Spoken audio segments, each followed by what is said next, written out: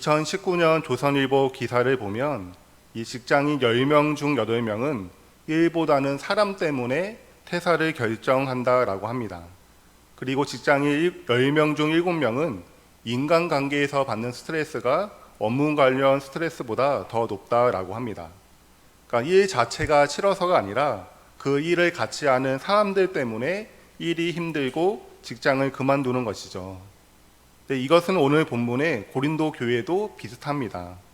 고린도 교회가 재정적으로 힘들거나 외부로부터 박해를 받아서 이 성도들이 교회를 떠나는 것이 아니었습니다. 이 내부에 문제가 있었습니다. 분쟁과 음행 등 고린도 교회 내부의 그 성도들의 문제로 인해 교회가 어려움을 겪고 있었습니다. 그런데 이 사실을 이제 바울이 알게 되었습니다. 특별히 고린도 교회는 사도 바울이 2차 전도 여행 때 2년 정도 머물면서 사역을 했던 교회입니다. 그러니까 3차 전도 여행 때 세운 이 에베소 교회 다음으로 오랜 기간 머물면서 공을 들인 교회이죠. 여러분, 사랑과 관심, 그리고 눈물과 땀, 기도와 헌신으로 세운 이 고린도 교회가 외부가 아니라 내부의 그 성도들의 문제로 인해 흔들리고 있습니다. 다른 사람들에게 시험거리를 제공하고 그로 인해 성도들이 교회를 떠나고 있습니다. 그렇다면 사도 바울이 고린도 전서를 쓰면서 여러분 어떤 마음으로 편지를 썼겠습니까? 우리 생각에는 매우 화가 난 상태로 편지를 썼을지도 모른다라고 생각할 수도 있습니다. 우리가 우리 자녀들을 정말 사랑과 관심, 눈물과 기도, 헌신과 땀으로 키웠는데 그 자녀가 엇나갑니다. 그러면 우리 마음이 화가 나죠. 내가 너를 어떻게 키웠는데 이럴 수가 있느냐라는 말이 우리에게 나오게 될 것입니다. 그런데 오늘 본문 고린도전서 1장 1절에서 9절은 이 고린도전서의 서론에 해당되는 부분인데 이런 그런 바울의 분노의 마음들이 드러나 있지 않습니다. 그 이유는 이 바울에게 하나님을 향한 믿음이 있었기 때문입니다. 믿음 때문에 이 바울은 하나님의 일하심을 소망하고 있습니다. 오늘은 우리가 이 부분을 함께 살펴보고자 합니다. 1장 1절부터 3절까지는 이 바울의 부르심과 고린도 교회의 부르심을 함께 이야기하고 있습니다. 우리가 알다시피 바울의 부르심은 사도로서의 부르심이죠. 근데 자신이 어떻게 사도가 되었는지 설명하는데 1장 1절에 하나님의 뜻을 따라라고 합니다. 하나님의 뜻을 따라. 그러니까 바울은 자신이 사도가 되고 싶어서 사도가 된 것이 아닙니다. 어떤 자신의 선택이나 자신의 열정이나 감정으로 사도가 된 것이 아닙니다. 하나님의 뜻, 하나님께서 목적을 가지시고 바울을 사도로 부르신 것입니다. 여러분, 사도 바울이 사도로서 그 직분을 잘 감당합니다. 근데 그게 본인에게 잘 맞는 그 직분을 선택해서 그런 것이 아니라 열정을 가지고 그 일을 해서 그런 것이 아닙니다. 하나님께서 바울을 사도로 부르셨기 때문에 하나님께서 그 사도의 직분을 잘 감당하도록 하나님께서 바울을 도와주시는 것이죠. 하나님께서 바울을 사도로 부르셨던 것처럼 고린도 교회도 또한 부르셨습니다. 우리가 고린도전서 1장 2절을 한번 함께 읽도록 하겠습니다. 고린도전서 1장 2절입니다. 네, 우리 함께 읽습니다. 시작. 고린도 있는 하나님의 교회 곧 그리스도 예수 안에서 거룩하여지고 성도라 부르심을 받은 자들과 또 각처에서 우리 주 곧 그들과 우리의 주 대신 예수 그리스도의 이름을 부르는 모든 자들에게. 네, 2절 중간에 성도라 부르심을 받은 자들이라고 하죠. 그러니까 하나님께서 바울을 사도로 부르신 것처럼 고린도 교회를 성도로 부르셨다라고 합니다.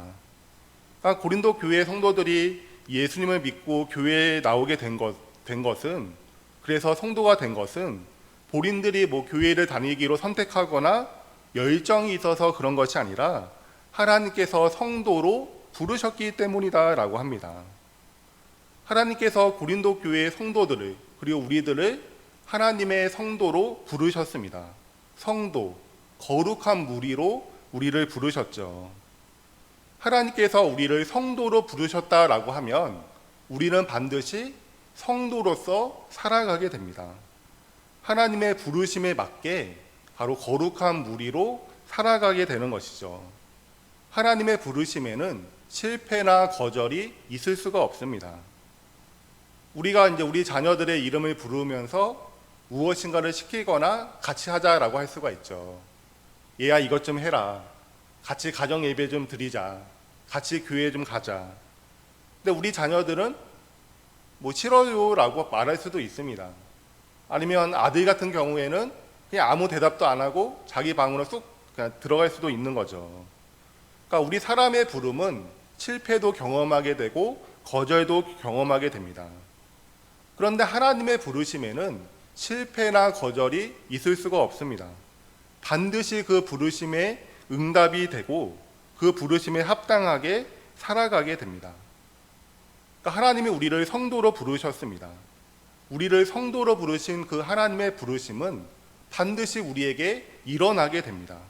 우리가 성도로서 합당하게 살아가게 되는 것이죠. 그러니까 바울은 지금 이것을 믿고 있는 것입니다. 자신이 사도가 되고 사도의 직분을 나름 최선을 다해 잘 감당하는 것은 하나님의 부르심 때문에 하나님의 은혜라고 믿고 있습니다. 그리고 그 하나님의 부르심, 하나님의 은혜가 고린도 교회에 동일하게 있습니다. 그렇기 때문에 비록 지금 문제가 많지만 하나님께서 고린도 교회를 변화시키시고 성도로서 합당하게 살아가게 하실 것을 믿고 소망하고 있는 것입니다. 그래서 바울이 이 고린도 교회를 어떻게 말하냐면 2절 처음에 고린도에 있는 하나님의 교회라고 합니다. 문제가 많지만 그래도 하나님의 교회, 하나님께 속한 교회, 하나님께서 세우신 교회라고 고백을 하고 있습니다. 한국 교회도 이제 내부적으로 많은 문제들이 있었고 이제 그것이 안에서 굼다가 이제는 밖으로 터져 나온 상황입니다. 대표적으로 가나안 성도가 있죠. 2018년 기독신문 기사에 의하면 이것을 정확하게 알 수는 없지만 가나안 성도가 대략 200만 명 정도로 추산하고 있습니다. 근데 개신교의 숫자가 약 800만 명으로 이야기하고 있어요. 그러니까 4분의 1, 4명 중에 1명이 가나안 성도입니다. 지금 우리 성도님들 5분이 앉아 계시는데 그 중에 1명이 가나안 성도라는 거예요. 그러니까 꽤 높은 수치인 거죠. 왜 이렇게 가나안 성도들이 늘어나고 있을까요? 이 기독신문에 의하면 교회에 출석하고 싶은 마음이 없다가 31%로 가장 높았습니다. 그러니까 교회에 다니는데 그 교회답지 않는 교회, 목회자답지 않은 목회자, 또 성도답지 않은 성도들을 보면서 염증을 느낄 수가 있는 거죠.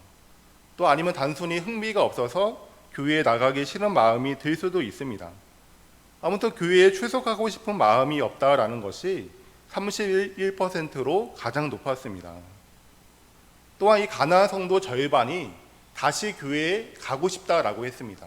근데 어떤 교회에 가고 싶냐면 이 모험적인 목회자가 있는 교회에 가고 싶다라고 했습니다. 그러니까 모험적인 목회자가 있고 그 목회자가 사역하는 교회는 모험적인 교회와 성도들이 있을 것이라는 기대감이 있는 거죠. 근데 다르게 말하면 목회자답지 않는 목회자, 모험적이지 못한 목회자와 교회와 성도를 보고 실망했다라는 것입니다. 또한 가나안 성도들이 교회의 문제를 보고 바로 떠나는 것이 아니라 보통 4군데에서 5군데 정도 이제 다른 교회에 이제 출석을 하고 난 뒤에 가나안 성도가 된다라고 합니다. 그래도 교회에 가고 싶은 거죠. 그래서 집 근처에 여러 교회에 가보았지만 그 교회나 이 교회나 다 비슷하다라는 것입니다. 그래서 낙심이 찾아오게 되고 가나안 성도가 되는 것입니다. 그러니까 믿지 않는 사람들도 교회에 대해서 비판하지만 이 믿는 사람들도 교회 내부의 문제로 인해서 교회를 떠나고 있는 상황입니다. 근데 이런 상황에서 우리가 먼저는 우리 자신을 돌아보아야 하죠. 그리고 회개하고 바꿀 것은 우리가 바꿔야 합니다. 이것은 반드시 있어야 합니다. 하지만 교회에 문제가 있다고 해서 교회 자체를 부정하는 것은 잘못된 것입니다. 바울은 고린도 교회의 그 많은 문제들을 보면서 고린도 교회를 포기하거나 부정하거나 아니면 그 교회를 아예 없애버리고 새로운 교회를 개척한 것이 아닙니다. 문제가 있지만 여전히 하나님의 교회로 보고 있습니다. 성도로 부르신 하나님께서 고린도 교회 성도들을 성도답게 만들어 가실 것을 믿고 있습니다. 자신을 은혜로 부르시고 합당하게 세우신 하나님께서 고린도 교회도 은혜로 부르시고 합당하게 세우실 것을 소망하고 있습니다. 그러니까 우리에게 이 바울의 믿음의 눈이 필요합니다. 이런 믿음의 눈으로 교회를 바라보는 우리가 되기를 소원합니다. 고린도전서 1장 4절에서 9절은 이 바울의 감사 내용이 나옵니다. 그런데 어떻게 감사를 하냐면 4절에 그리스도 예수 안에서 너희에게 주신 하나님의 은혜로 말미암아 내가 너희를 위하여 항상 하나님께 감사하노니, 항상 감사한다라고 합니다. 항상. 고린도 교회에 많은 문제가 있었죠. 그래도 항상 감사한다라고 합니다. 그 이유가 두 가지인데, 첫 번째는 그리스도 예수 안에서 너희에게 주신 하나님의 은혜로 말미암아입니다. 여기서 은혜는 특별히 언명과 지식의 그 은사를 말합니다. 근데 중요한 것은 이 은혜가 어떤 결과를 낳았느냐입니다. 하나님의 은혜로 말미암아 6절에 그리스도의 증거가 견고하게 되었습니다. 그리고 7절에서는 부족함이 없이 우리 주 예수 그리스도의 나타나심을 기다리게 했다라고 합니다. 그러니까 바울이 하나님의 은혜로 인해서 감사하고 있는데 왜 감사하냐면 그 은혜가 너희를 견고하게 하고 너희를 부족함이 없게 하기 때문입니다. 고린도 교회가 지금은 견고하지 않죠. 부족함이 너무나도 많은 어린 아이입니다. 그런데도 하나님의 은혜가 그들을 견고하게 하고 부족함이 없게 할 것을 믿고 소망하고 있습니다.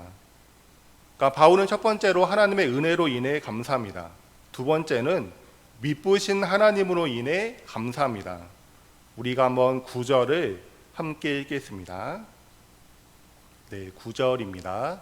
네, 우리 함께 읽겠습니다. 시작. 너희를 불러 그의 아들 예수 그리스도 우리 주와 더불어 교제하게 하시는 하나님은 미쁘시도다. 네, 9절 끝에 하나님은 미쁘시다라고 합니다. 이 미쁘시다라는 것은 신실하시다, 약속하신 것을 반드시 지키신다라는 의미입니다. 근데 하나님이 어떤 면에서 미쁘시냐면 9절 처음에 너희를 불러 그의 아들 예수 그리스도 우리 주와 더불어 교제하게 하시는 하나님이라고 합니다. 그러니까 예수님과 더불어 교제하게 하신 하나님이 미쁘시다라는 거죠.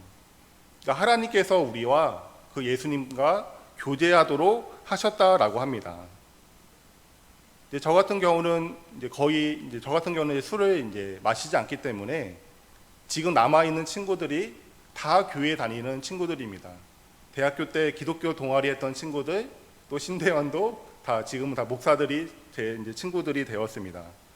근데 고등학생 때 친구들은 거의 다 교회 다니지 않았습니다. 근데 그들과는 자연스럽게 멀어지게 되었죠. 왜냐하면 만나면 술을 마셔야 되는데 저는 그 자리가 너무나도 곤욕이기 때문에 교제를 안 하게 되고 자연스럽게 멀어지게 되었습니다. 근데 우리 사람과 사람의 관계는 이렇게 되기가 쉽습니다. 한쪽에서 연락을 잘 안 하게 되고 만나는 것을 꺼려하고 교제하는 것이 줄어들고 없어지면 자연스럽게 멀어지게 되죠.